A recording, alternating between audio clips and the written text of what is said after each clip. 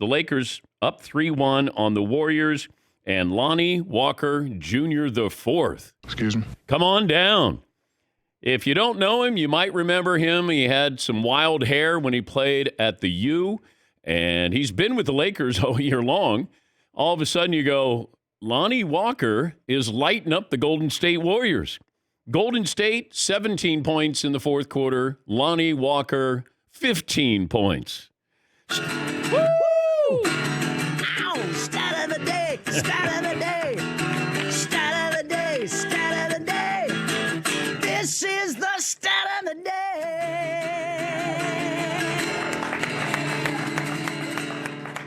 Lonnie Walker scored 15 in the fourth as the Lakers rallied to beat the Warriors. It was all about the fourth quarter because Golden State got outscored by 10.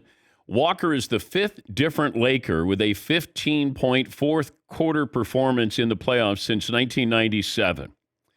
I don't think there's any surprises in here. Kobe did it 13 times. Shaq did it 3 times. Kobe. LeBron and Pau Gasol have each done it once.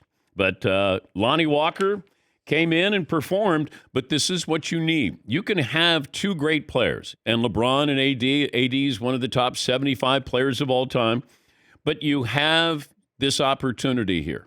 You have this opportunity to be able to capitalize at home. You played great defense, and you were able to get a couple of big shots down the stretch. And Anthony Davis had a very subtle defensive performance last night.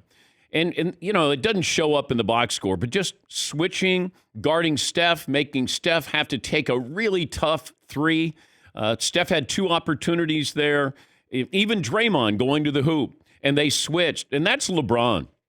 You know, Frank Isola had a great appearance yesterday because he said, you know, you see LeBron, and he's a quarterback out. He's dictating what's going on. He's telling everybody where to be. And you saw that last night on that play with 10 seconds to go. Draymond leaves his feet, and he's in no man's land because normally he's going to go and kick it out. I got the wingspan of AD there, making it tough to try to get a pass in, and AD left his feet, which is a cardinal sin. And Draymond was, got the turnover there. But he went to the hoop, and the Lakers knew that he was not going to take the shot because they needed a 3. And they didn't even get that shot off. But give credit to the Lakers. They played great defense. They got some timely scoring there from Lonnie Walker. But you're getting a lot of minutes with LeBron and AD. And here we go with, can AD do it again, this time at Golden State? Here is LeBron James after the win.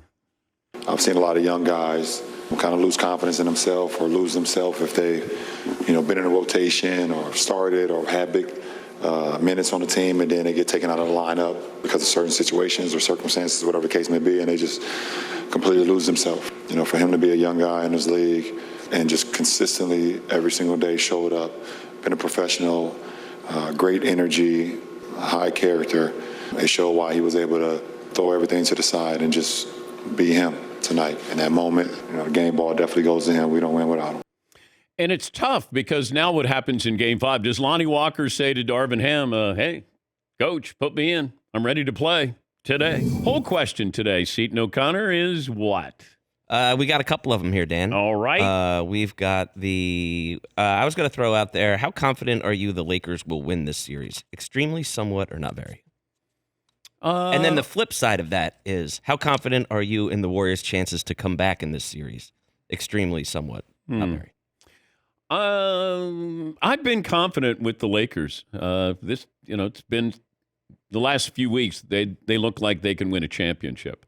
Now, when I'm watching last night, I'm going, they can't win a championship. Like, come on, who else? And then Lonnie Walker steps up, and I go, all right, they got some depth there. I keep waiting. Like Rui Hachimura, we keep saying, man, he had 29 against the Grizzlies. Has he scored a total of 29 since then? He had 2 points he had 2 more than I did last night. And, the player to keep an eye on is Jordan Poole. Jordan Poole has not been the same. He didn't score. He has not been the same player this year as he was last year.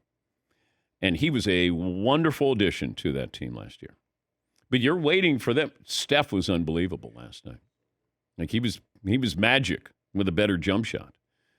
But down the stretch, here's another thing that Steve Kerr did, and I'll ask Reggie about this. But I love when Steph has the ball. I don't like Steph off the ball. I like him when he has the ball. And there was a chunk of time last night where he didn't have the ball. He was playing off the ball. And I just think there's so much better. Get in a pick and roll. Go after Anthony Davis and do a pick and roll. I would do it every single time down the floor. Because is AD coming out? Is he staying back? I mean, that's what I would do. Try to get him in foul trouble, but, that was my thought process as I'm watching.